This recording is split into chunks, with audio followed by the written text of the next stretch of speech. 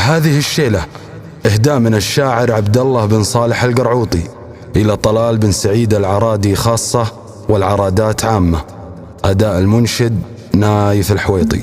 للطيب ناس وللمواقف فزعات، لكن به موقف يبين الرجالة، ما هي غريبة من رجال العرادات، يعطيك لو من غوالي حلاله، ولا قول شيء الا مثبت له اثبات. طلال بن سعيد يا حي فاله، انا اشهد انه من رجال المهمات، ابو مهند قفل الحمل شاله، جيته وانا ضايق على كل الاوقات، ولا يحرق الرجال ياكود ماله، قال ابشروا يا مرحبا 10 مرات، والبنا الاشقر جاهز في دلاله، ومن ضحكته حجاجه خشتني مسرات، والهم راح وجمل الله حاله، البير جاهز بس جيب المعده، طيب وكرم وحسامها من رجاله،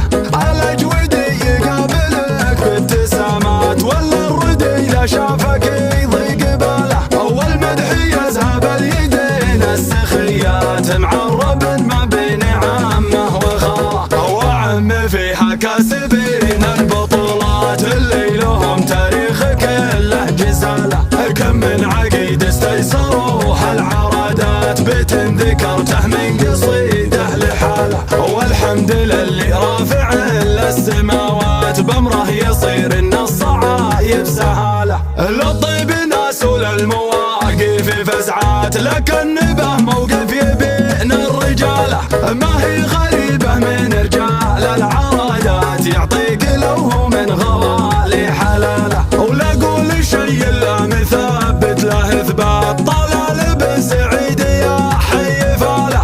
انا اشهد انه من رجال المهمات، ابو مهند قفل الحمل شاله، جيته وانا ضايق على كل الاوقات، ولا يحرق الرجال ياكود ماله، قال ابشروا يا مرحبا 10 مرات، والبنا الاشقر جاهز في دلاله، ومن ضحكته حجاجه خشتني مسرات، والهم راح وجمل الله حاله، البير جاهز بس جيب المعده، طيب وكرم وحسامها من رجاله،